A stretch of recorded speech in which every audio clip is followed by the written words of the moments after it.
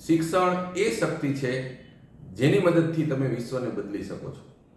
આ શબ્દો છે ડૉક્ટર એપીજે અબ્દુલ કલામના. પરંતુ અહીં તો શિક્ષણ જ આંકડા બદલી રહ્યું છે એવો ગાઢ ગણાયો છે. તો આ અંગે વિગતે વાત કરીશું. નમસ્કાર, હું છું હસમુખ પટેલ અને આજે આપણે વાત કરવાની છે ગુજરાતના શિક્ષણ વિભાગની. ગુજરાતનું શિક્ષણ વિભાગ હાલ સમાચારની સુર્ખીઓમાં છે. તો કયા મુદ્દા ઉપર સમાચારની સુર્ખીઓમાં છે એ આપણે વાત કરીશું. તો મુખ્ય મુદ્દો છે ડ્રોપ આઉટ રેશિયો.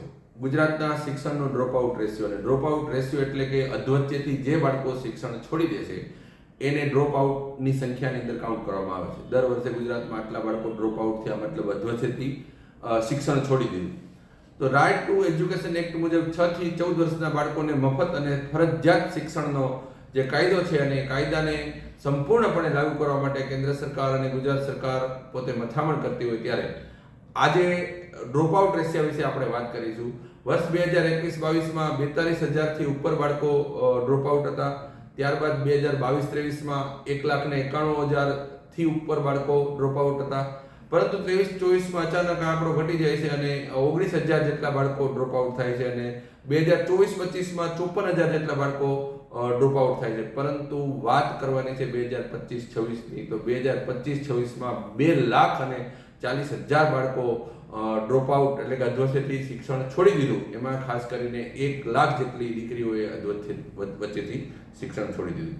આ આંકડાઓ રાજ્ય સરકારે સંસદની અંદર રજૂ કરેલા આંકડા છે. પરંતુ તાજેતરની અંદર આ વાત પ્રસિદ્ધ થતા સમાચારની અંદર ગુજરાતના માહિતી વિભાગે ફરી વખત એમાં સુધારા, મતલબ કે એના વિશે પ્રેસ નોટ જાહેર કરી કે ખરેખર 2 લાખને એટલા બાળકો હતા, એમાંથી અમે 2,30,000 બાળકો છે ફરી વખત પુનઃ શાળાએ એના એસપીટી વર્ગો કરીને પુનઃ શાળાની અંદર પ્રવેશ મેળવી ચૂક્યા.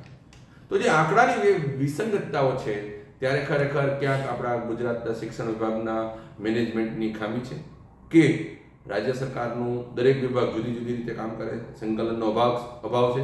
માહિતી ખાતું એની રીતે કામ કરતું હોય છે, ગુજરાતનું શિક્ષણ ખાતું એની રીતે કામ કરતું હોય છે.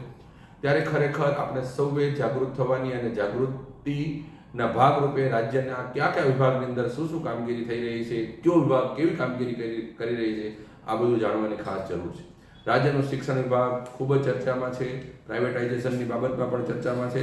તેમજ રાજ્યના શિક્ષણ વિભાગની અંદર લગભગ 10,000 કરોડ રૂપિયા જેટલી વર્લ્ડ બેંકની સહાયથી રાજ્યના દરેક શાળાઓને આધુનિકરણ તરફ વળવાના પ્રયાસો કર્યા છે.